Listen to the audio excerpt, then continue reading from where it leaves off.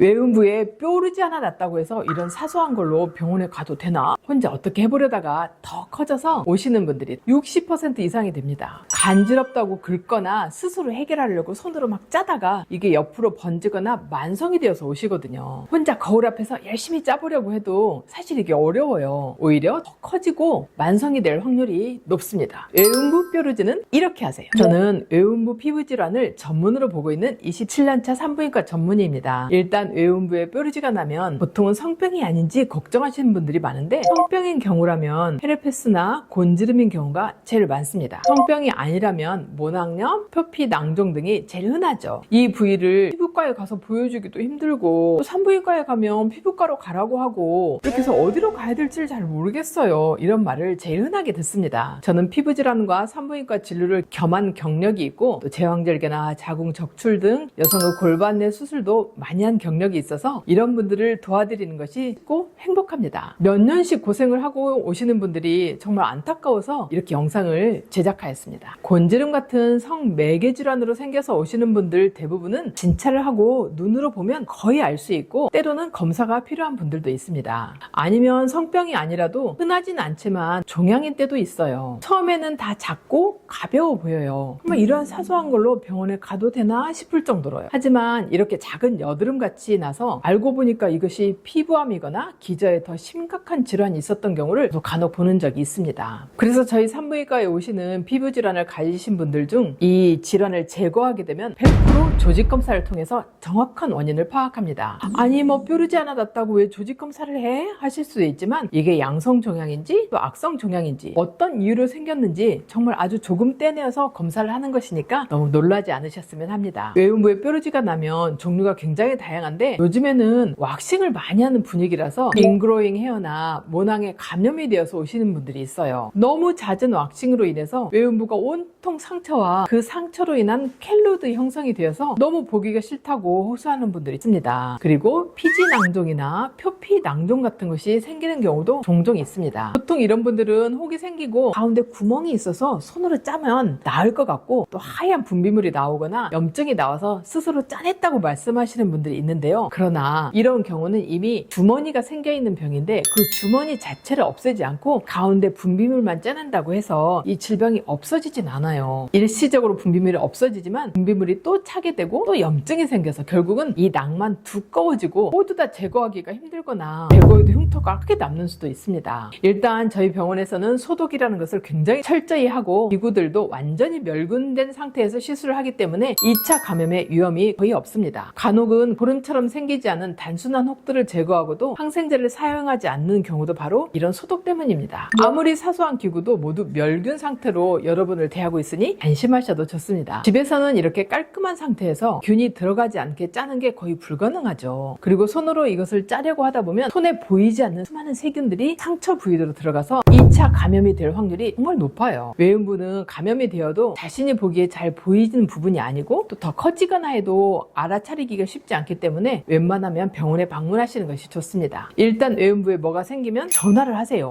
이게 뭐냐, 비용은 얼마냐, 아프냐, 모욕은 가능하냐 등등 굉장히 많은 질문들을 하시는데요. 일단 제가 눈으로 보고 만져보고 필요하면 초음파로 진단하는 것이 가장 중요합니다. 그리고 난 후에 이것들을 완전히 제거할지, 염증을 제거해서 살이 점점 차오르게 할지, 침지를 넣고 매일 치료를 다녀야 할지, 한번 제거하고 다시는 안 와도 될지를 결정하기 때문입니다. 그리고 질병으로, 즉 외음부에 생긴 양성 종양은 의료보험으로도 모두 제거가 되고, 아무리 비싸도 본인 부담금이 10만 원을 넘지 않는 것이 보통입니다. 물론 케이스마다 약간 다르긴 하지만, 다른 염증 검사 등이 필요한 경우는 비용이 조금 더 증가할 수 있지만 과다하진 않습니다. 매일 드레싱을 다녀야 하는 경우에는 10,000원을 넘지 않는 것이 보통입니다. 일단 모든 상처는 병원에서 심지를 넣거나 꺼즈로 싸매는 경우를 제외하고는 약간 보호를 하는 정도만 하시면 됩니다. 너무 꽉 싸매면 공기가 통하지 않고 도리어 진물이 가득 차게 되어서 상처가 더디 나는 경우가 있으니 헐렁하게 보호하시는 것이 좋습니다. 목욕 여부는 치료하면서 제가 모두 설명을 드리니 걱정하지 마시고요. 대부분 국소 마취로 시행이 되기 때문에 국소 마취에 알러지만 없다면 약간 따끔한 후에 모든 시술 과정은 아프지 않으니 안심하셔도 됩니다.